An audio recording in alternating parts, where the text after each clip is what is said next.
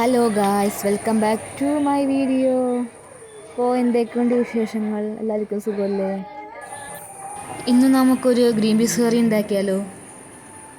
അതിന് നമുക്ക് ആദ്യം വേണ്ടത് തലേ ദിവസം ഗ്രീൻ പീസ് വെള്ളത്തിലിട്ട് വെക്കാം. എന്നിട്ടത് മോർണിംഗ് കാലത്തെടുത്ത് കുക്കറിലേക്ക് ഇടാം വേവിക്കാനായിട്ട്. അപ്പോൾ 2-3 അടിയിൽ പെട്ടെന്ന് വെന്ത് കിട്ടാൻ സാധ്യതയുണ്ട്. കാരണം തലേദിവസം വെള്ളത്തിലിട്ട് വെക്കുന്നതുകൊണ്ട് വേഗം വെന്ത് കിട്ടും നമ്മൾക്ക്. തലേ ദിവസം കുതിർക്കാൻ വെച്ച ഗ്രീൻ പീസ് കഴുകി വൃത്തിയാക്കി കുക്കറിലേക്ക് ഇട്ട ശേഷം വെള്ളമൊഴിച്ച് ഉപ്പിട്ട് നമ്മൾക്ക് വേവിക്കാൻ വെക്കാം.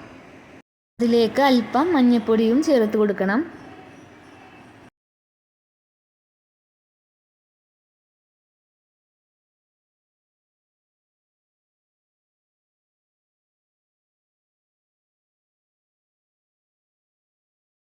വേവിക്കാൻ വെച്ചതിന് ശേഷം ആവശ്യമായ സവാള, വെളുത്തുള്ളി, ഇഞ്ചി ഇതെല്ലാം നമുക്ക് അരിഞ്ഞെടുക്കാം.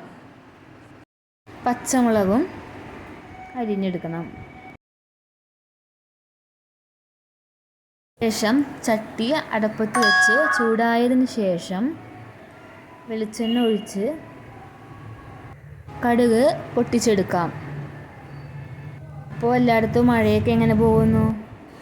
അപ്പോൾ കറക്കിടമൊക്കെ ആവാനായിട്ടുണ്ട്. ഇനി മഴ കൂട്ടി വന്ന് പിടിക്കാൻ സാധ്യതയുണ്ട്.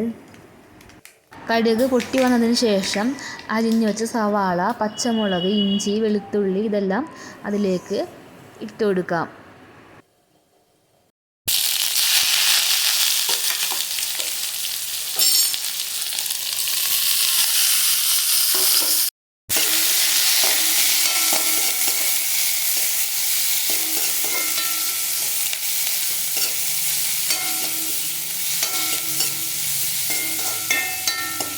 അതൊന്ന് വാടി വരുന്നവരെ നമുക്കൊന്ന് വെയിറ്റ് ചെയ്യാം.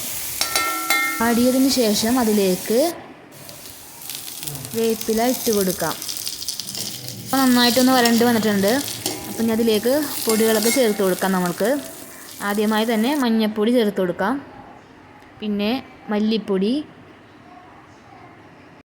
പൊടികളെയൊക്കെ ഒന്ന് മൂത്ത് പച്ചമണം മാറിയതിന് ശേഷം അതിലേക്ക് വേവിച്ച് വെച്ച ഗ്രീൻ പീസ് അതിലേക്ക് ഇട്ട് കൊടുക്കാം. ഇത് വളരെ എളുപ്പമായിട്ട് ഉണ്ടാക്കാവുന്ന ഒന്നാണ്. കുട്ടികൾക്കൊക്കെ കൊടുക്കാം. അധികം എരിവൊന്നും ഇല്ലാത്ത ഒരു കറി കൂടിയാണ്. പുട്ടിൻ്റെ കൂടെയോ അപ്പത്തിൻ്റെ കൂടെയൊക്കെ കഴിക്കാം. അത് രുചികരമാണ്. ഗ്രീൻ പീസ് ഇട്ട് കൊടുത്തതിന് ശേഷം ഒന്നിളക്കി പാകമാക്കിയതിന് ശേഷം തീ കുറച്ചിട്ട് ഒന്ന് വേവിച്ചെടുക്കാം. ഒരു 2-3 മിനിറ്റ് ശേഷം തീ ഇവിടെ ഓഫ് ചെയ്യാവുന്നതാണ്. നമ്മുടെ കറി ഇവിടെ റെഡി ആയിട്ടുണ്ട്. അപ്പോൾ എല്ലാവരും ട്രൈ ചെയ്യാൻ മറക്കല്ലേ. ബായ്. അപ്പോൾ സബ്സ്ക്രൈബ് ചെയ്യാനും ലൈക്ക് ചെയ്യാനും ഷെയർ ചെയ്യാനും മറക്കരുതേ.